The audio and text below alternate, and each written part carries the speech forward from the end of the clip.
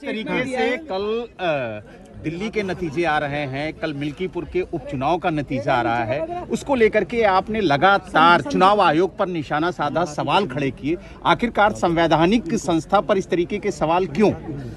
कई बार exit poll के जो अनुमान होते हैं वो ठीक नहीं निकलते हैं। जो एग्जिट पोल अपने सर्वे के माध्यम से जानकारी देता है वो कई मायने में सही नहीं निकलता।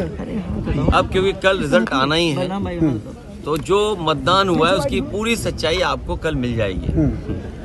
किसकी सरकार बनेगी, किसकी सरकार जाएगी, ये तो दिल्ली की बात हो गई। मिल्कीपुर चुनाव में और मिल्कीपुर चुनाव शुरू होने से पहले अगर आपको याद होगा तो मैं चाहता था कि आप सब लोग वहां आएं और देखें कि वोट कैसे डाला जाता है और वोट कैसे पड़ता है। भारत का लोकतंत्र और खासकर बीजेपी की सरकार में किस तरीके से लोकतंत्र और मजबूत हो रहा है, कितना मजबूत दिखाई देता, वो आप लोग आए नहीं।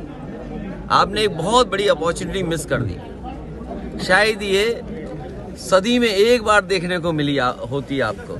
जैसे ये वाला कुंभ जो है, महाकुंभ की कोई परिभाषा नहीं है, लेकिन क्योंकि जमाना आजकल मार्केटिंग का है और जितना आप उसको कम्युनिकेट कर ले जाओ तो महाकुंभ हो गया। 144 साल का किसी ने प्रमाण नहीं मांगा। ये चुनाव भी 144 साल वाला जैसा चुनाव था जो आपको देखना चाहिए था। सोचिए आप, बगल के जिले जो हैं वहां से भारतीय जनता पार्टी ने अपने कार्यकर्ता बुलवाए। अंबेडकर नगर से कार्यकर्ता है। अब तो हम लोगों को उनके गांव पता लग गए हैं क्योंकि पकड़े गए थे कुछ लोग। बगल के जिले से अमेठी से लोग आए थे, सुल्तानपुर से लोग आए थे, रायबरेली से लोग आए थे और गाड़ियों के नंबर हैं। अगर आप चाहोगे तो मैं अपने पार्टी के पेज पे कुछ गाड़ियों के नंबर आपको दे दूंगा, डाल दूंगा। प्रिसाइडिंग ऑफिसरों की आपको वो रिकॉर्डिंग मिल गई होगी जहां पर प्रिसाइडिंग ऑफिसरों से पूछा कि भाई टारगेट पूरा है कि नहीं है और किस टारगेट में आप हैं। आपको 30 वोट डलवाना है फर्जी या 50 वोट डलवाना है या उससे ऊपर, वो भी रिकॉर्डिंग आपको हम लोगों ने जानकारी कर दे दी। बीएलओ कौन पोस्ट होंगे, बीएलओ कौन पोस्ट होंगे, किस थाने में कौन पोस्ट होगा, सीओ कहाँ पोस्ट होगा, एसएसपी कौन क्या देखेंगे, ये सब वेल प्लान्ड इलेक्शन हुआ। ये वाला ये आपने 144 साल वाला जिस तरीके से कुंभ था उस तरह दुनिया का सबसे अच्छा चुनाव आपने मिस कर दिया। ये अपॉर्चुनिटी प्रेस को मिस नहीं करनी चाहिए थी। लेकिन चुनाव बात की जाए तो जिस तरीके से अमानवीय व्यवहार भारतीय नागरिकों के साथ अमेरिका ने किया, उसको लेकर के कल आप लोगों ने संसद में प्रोटेस्ट भी किया।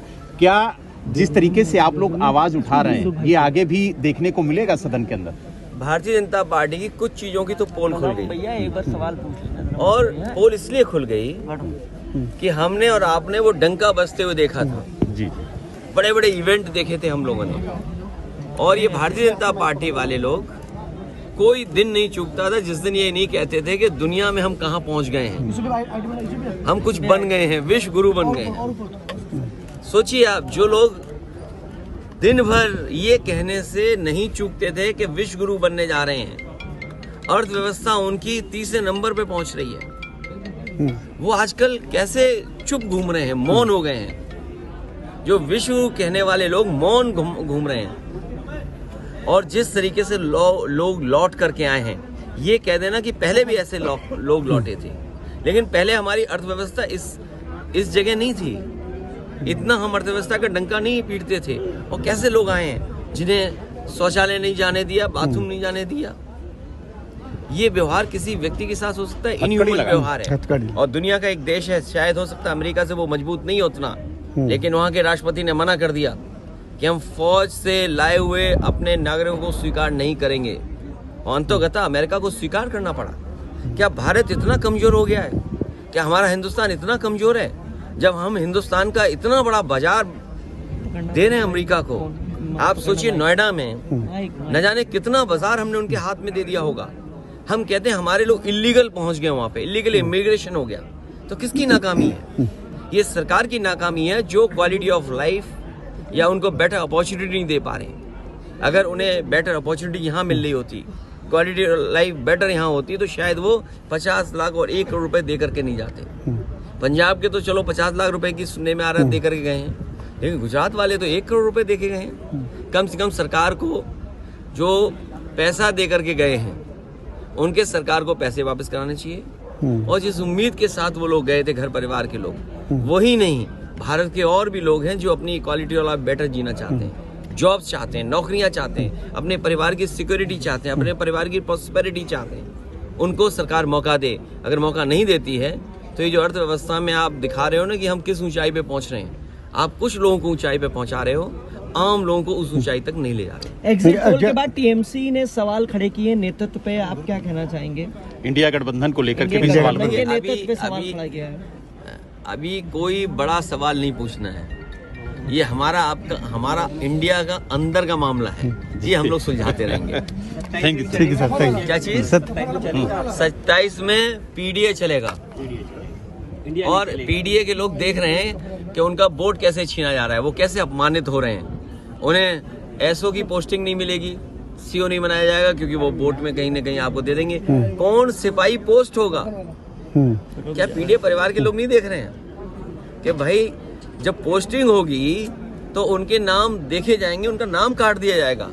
तो ये जो पीडीए के लोगों का अपमान हुआ है, और यही तो हम कहते थे कि बाबा साहब भीमराव अम्बेडकर जी ने जो अधिकार दिया है उन अधिकारों को छीन रहे हैं। बात ये वोट ही नहीं डालने दोगे आप, या दूसरे आपके लोग वोट डाल लेंगे, ये कहाँ की वो है। इसीलिए मैंने कहा कि इलेक्शन कमीशन मर गया है।